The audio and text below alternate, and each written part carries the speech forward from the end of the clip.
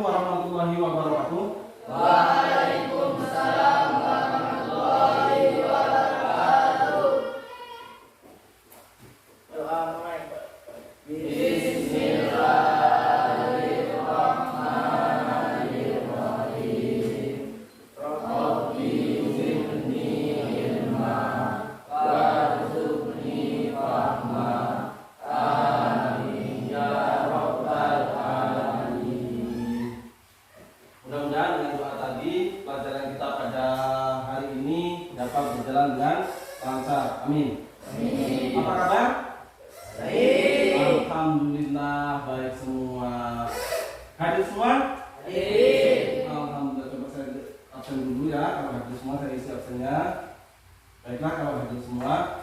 Anak-anak, pada kesempatan hari ini kita akan belajar meneruskan materi kita yang kemarin. Ya, masih ingat materi yang kemarin? Masih. Alhamdulillah. Materi kita yang kemarin apa? Kisos. Kisos. Apa itu kisos? Ya, silakan. Kisos adalah hukuman balasan yang seimbang bagi pelaku pembunuhan atau menghilangkan fungsi anggota tubuh. Betul, pinter ya. Tapi dia semalam belajar ini untuk materi hari. Saya yakin semuanya semalam pada belajar nih. Nampaknya pada pintar-pintar. Setiap pertanyaan yang saya ajukan bisa dijawab. Alhamdulillah. Terus ditingkatkan semangat belajarnya biar pintar. Nah, kita pada kesempatan hari ini akan belajar tentang diyat. Ya. Nih, perhatikan. Diyat. Ada yang tahu tentang diyat? Ya, silakan. Dia adalah denda atau ganti rugi. Diyat adalah denda atau ganti rugi.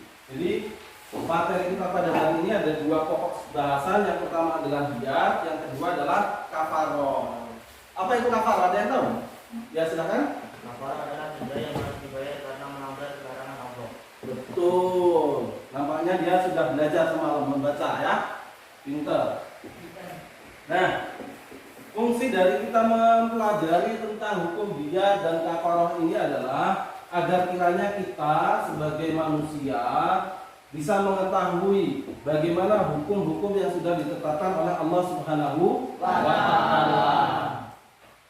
Apa sih fungsi diyat? Nanti kita akan bahas. Bagaimana kafaroh? Akan kita bahas ini nanti. Baiklah, kita akan masuk ke materi kita. Silakan nanti diperhatikan ya. Yang pertama adalah diyat. Silakan diperhatikan.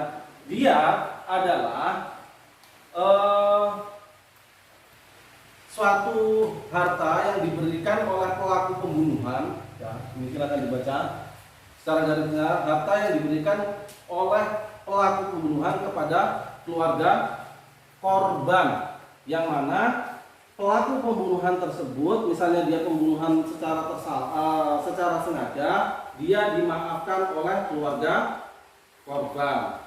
Jadi sejumlah harta yang diberikan kepada keluarga korban terbunuh itu diyat secara garis besar. Kemudian ada beberapa sebab seseorang itu dikenakan diyat atau denda.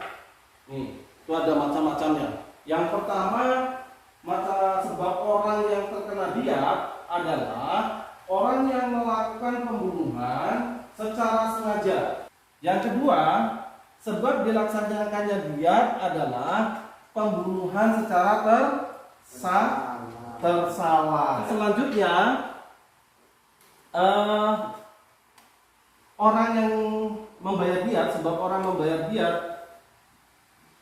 orang yang membunuh, ya, tetapi pembunuhnya itu lari, maka keluarganya wajib membayar diyat. Kemudian yang selanjutnya adalah pembunuhan pembunuhan seperti sengaja. Orang yang melakukan pembunuhan seperti sengaja ini juga harus membayar diyat.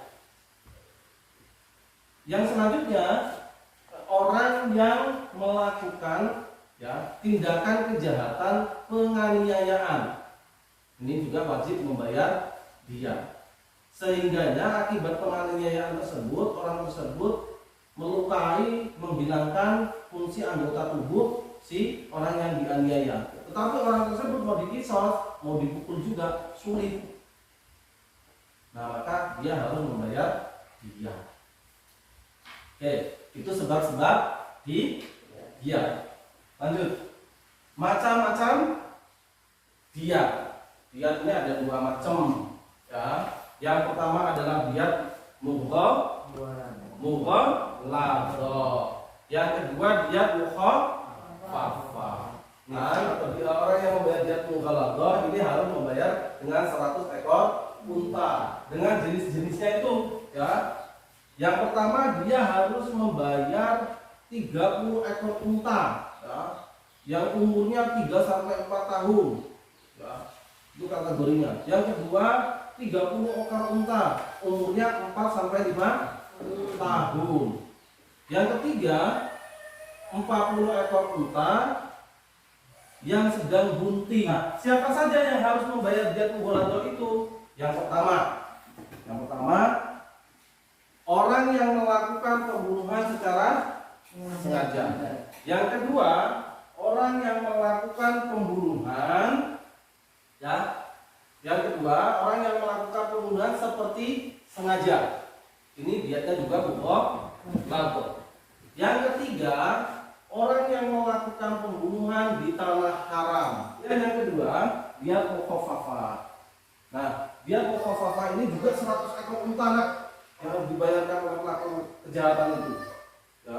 Tapi klasifikasinya atau jenis untanya yang berbeda. Bedanya kalau dia pelaku pembunuhan atau kejahatan yang mendapat diat mukhaffafah ini, yang pertama yang dibayarkan adalah 20 ekor, ya, 20 ekor unta umur 3 sampai 4 tahun. Yang kedua 20 ekor juga umurnya 4 sampai 5 tahun. Kemudian ditambah 20 ekor lagi unta yang umurnya lebih dari 1 tahun, belum sampai 2 tahun, tapi dia sudah umur lebih dari 1 tahun.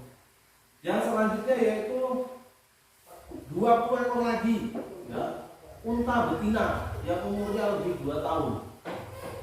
Yang selanjutnya lagi yaitu 20 unta betina yang berumur lebih dari 2 tahun. Siapa yang mendapat diat mukhaffafah ini? 1, yaitu pelaku pembunuhan tersalah. Yang kedua, pelaku penganiayaan. Nah, pelaku penganiayaan ini juga mendapat diat mukhaffafah.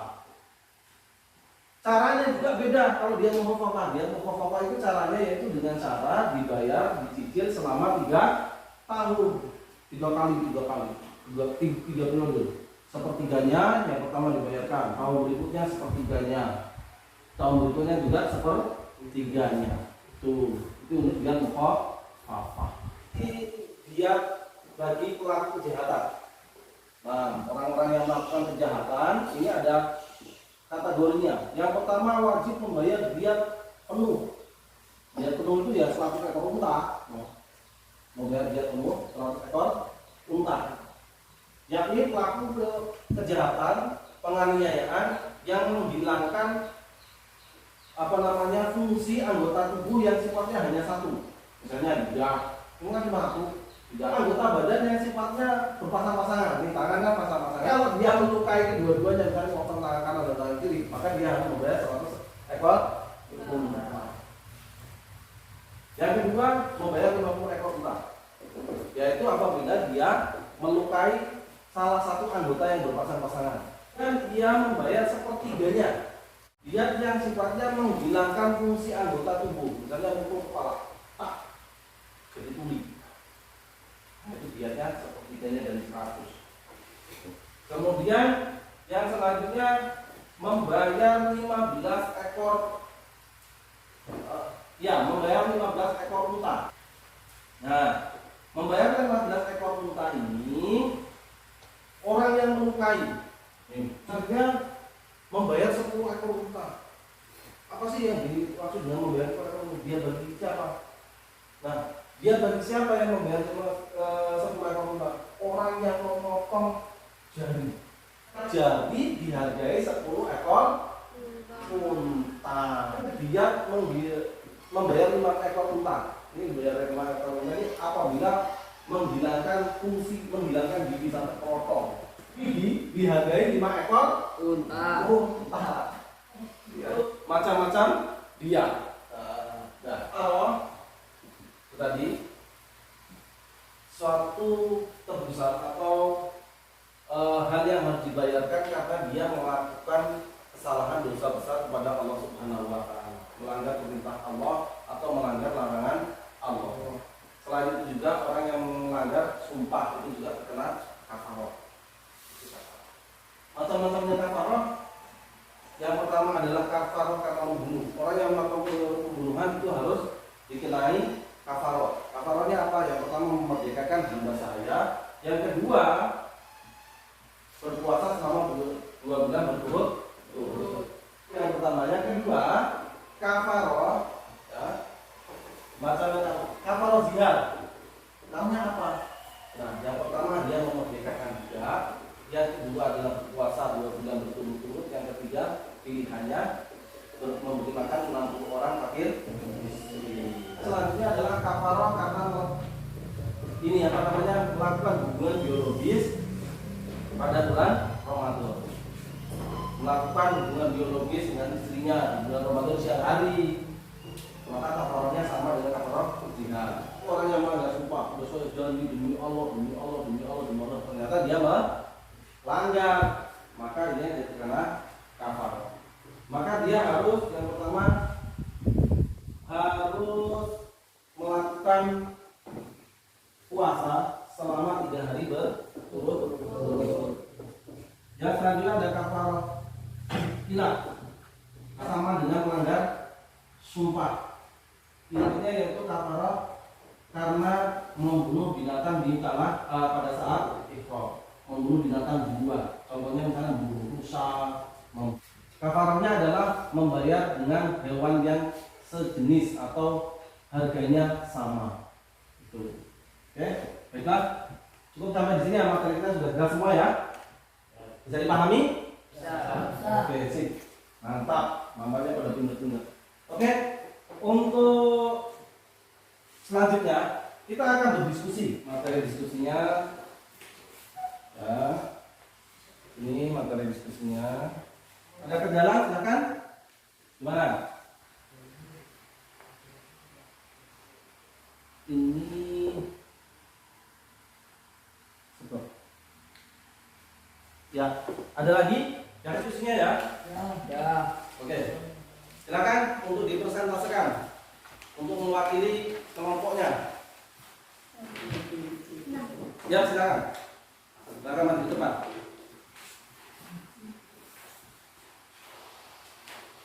Assalamualaikum warahmatullahi wabarakatuh. Waalaikumsalam warahmatullahi wabarakatuh.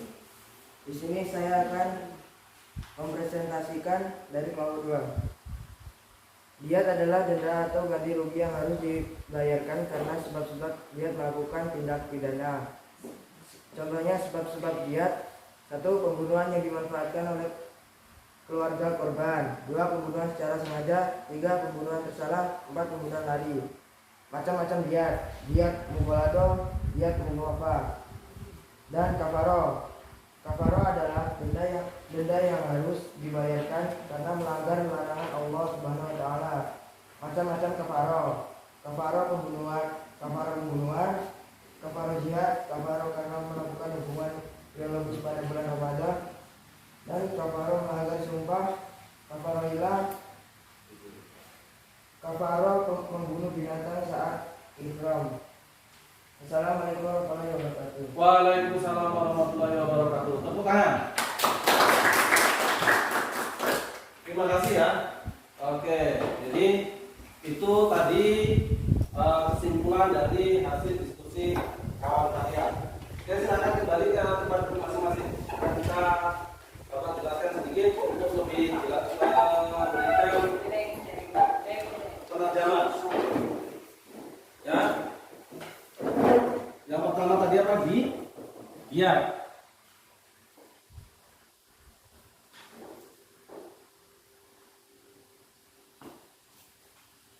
Diat kan. Diat itu tadi ya, harta yang diberikan keluarga pembunuh kepada keluarga korban. Ya, sebab dia ada berapa macam tadi? Ada berapa? 2.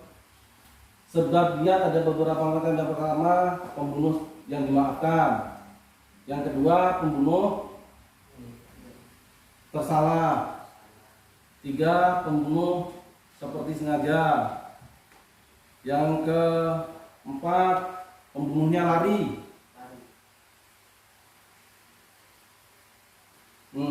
Yang kelima, pembunuh kisos susah dilakukan. Itu, ya.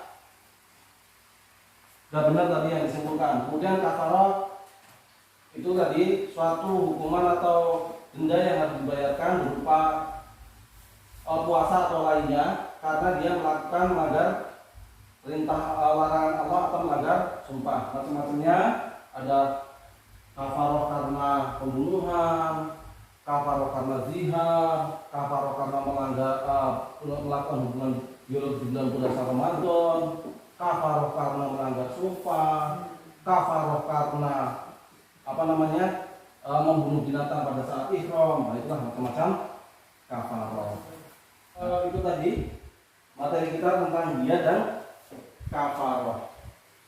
Ada berapa macam? Dia tadi ada berapa macam? Ada berapa? 2 macam. Apa saja? Lihat mukhafafah. Jadi itu yang bisa Bapak sampaikan pada kesempatan hari ini. Untuk tugas besok selanjutnya, silakan dibaca-baca lagi tentang dia dan kafarah. Kemudian materi yang selanjutnya adalah tentang peradilan dalam materi yang selanjutnya adalah hudud dan hikmahnya. Silakan nanti dibaca-baca di rumah untuk materi besok. Baiklah, cukup saya di sini. Materi kita pada kesempatan hari ini kita akhiri dengan sama-sama membaca lafaz hamdalah. Alhamdulillah. Saya akhiri. Wallahu a'lam bishawab. Wassalamualaikum warahmatullahi wabarakatuh. Waalaikumsalam.